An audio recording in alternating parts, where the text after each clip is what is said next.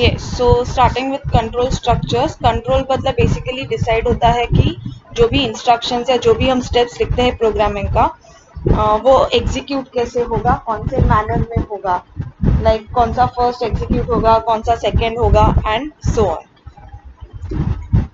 So there are basically three control structures: sequential flow, conditional flow, and repetitive flow.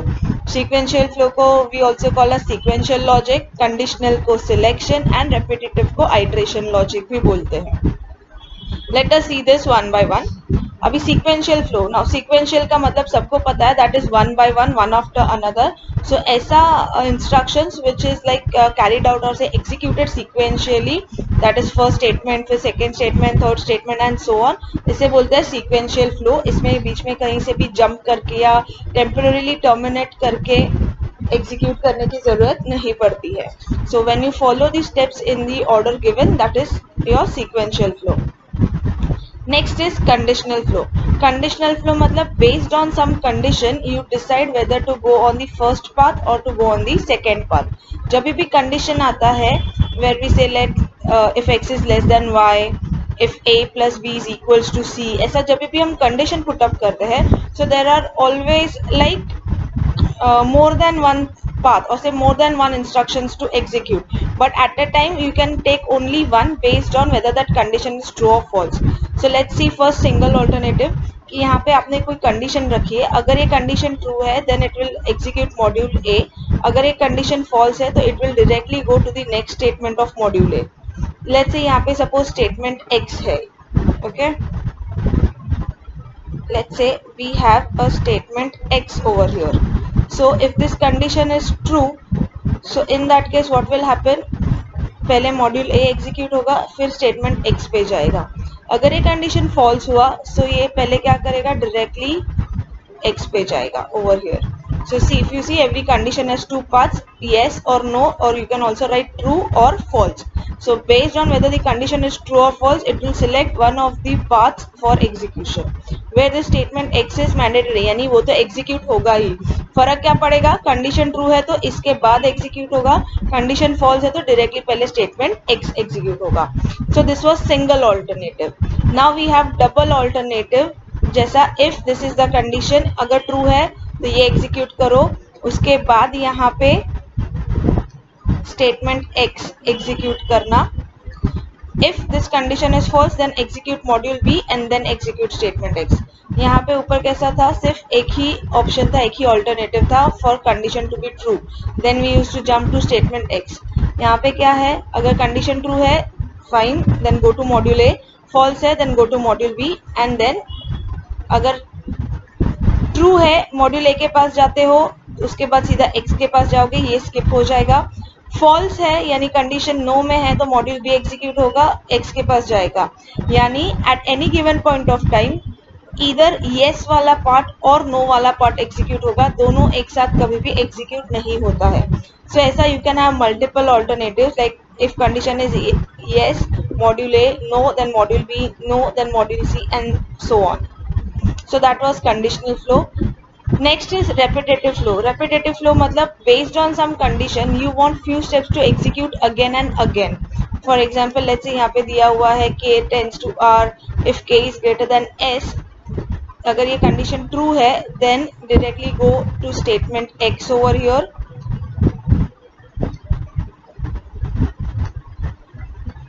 यानी ये कोई भी normal random सा statement है, कुछ भी हो सकता है, प्रिंट हो सकता है, स्टॉप हो सकता है, anything. So if this condition is true directly go to statement X, if this condition is false then execute this, increment this, again go back, again check the conditions. यानी यहाँ पे क्या हो रहा है, based on this condition it is decided कि ये steps execute होने चाहिए या नहीं, plus every time this condition is false ये स्टेप्स एग्जीक्यूट होने चाहिए बार बार। तो इसके लिए इसको हमने रेपिटेशन लॉजिक में यानी आइट्रेशन में लगाया हुआ है। सो repetitive is repeating few steps based on a particular given condition. So now we are going to see few algorithms, but before that just let me see if I can have a video to show this control structures. Yeah, here is the reference video I got for you all to understand it in a better way, क्योंकि text book में examples नहीं दिए हैं, सिर्फ structures दिए हुए हैं। Just a minute. या so if you can see यहाँ पे control structures, I just forward it a bit कि ये 3 टाइप्स के हमने कंट्रोल स्ट्रक्चर्स देखे हैं, sequential, conditional and repetitive flow. So let us understand in detail with the help of example over here one by one. See, sequential flow, when we talk about sequential flow is nothing but executing instructions one by one linear fashion में जो होता है, जैसे मैंने पहले explain किया हुआ है. See, that is same thing given over here. In sequential flow the modules are executed one after the another. So इसका structure हम देखेंगे. I'll just forward it a bit. Yeah.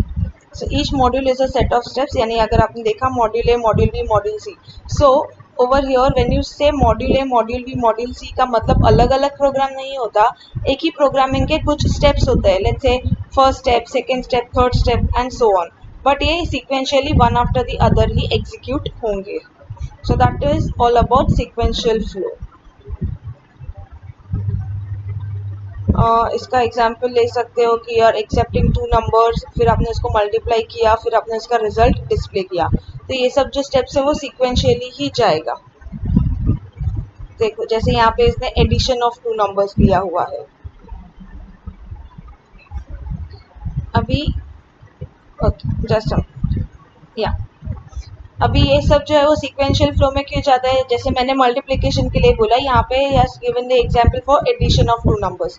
Now addition of 2 numbers के लिए क्या करना पड़ता है. First step is to accept 2 numbers, second step is to add them, third step is to print the result.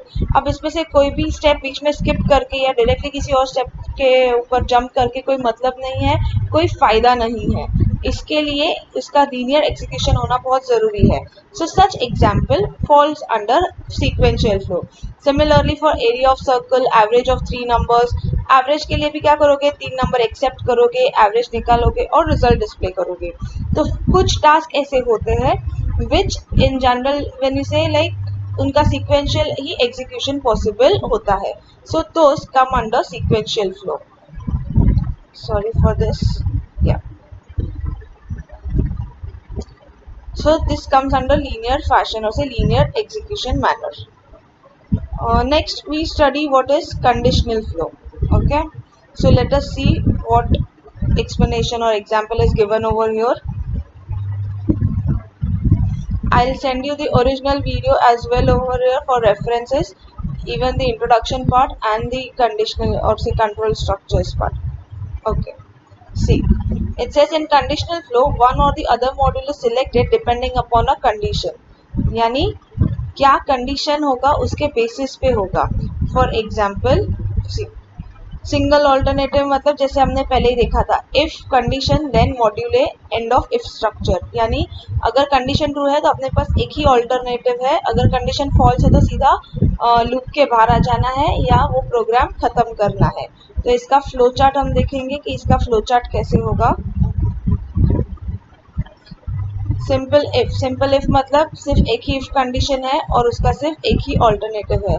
सो सी उसका diagram ऐसे आता है कि that some executions are being done and then you reach a condition part. Okay, when you reach a condition part you will have only one alternative कि अगर ये condition true है तो हम पर्टिकुलर मॉड्यूल यानी मॉड्यूल ए पे जाएंगे, और अगर ये कंडीशन फॉल्स है तो हम सीधा नेक्स्ट स्टेप पे जाएंगे. See the flow control catch, there comes a condition part. If some condition is given, अगर वो ट्रू है तो सबसे पहले मॉड्यूल ए को एग्जीक्यूट करो. अगर वो कंडीशन फॉल्स है सो इन दैट केस जो भी दूसरा रहेगा स्टेटमेंट एक्स हो या दूसरा मॉड्यूल हो और वॉट एवर इज गिवन वो एग्जीक्यूट करो. Let me just forward it a bit. Okay, यानी ये एरो यहाँ पे ऐसे क्यों बताया हुआ है, ये एरो इसके लिए बताया हुआ है क्योंकि कंडीशन फॉल्स है तो डायरेक्टली वो जाएगा नो पे, और अगर कंडीशन ट्रू है तो वो ये एग्जीक्यूट करके उसके बाद जो स्टेटमेंट एक्स मैंने यहाँ पे डाला था उस पे जाएगा. Okay, so see next is double alternative.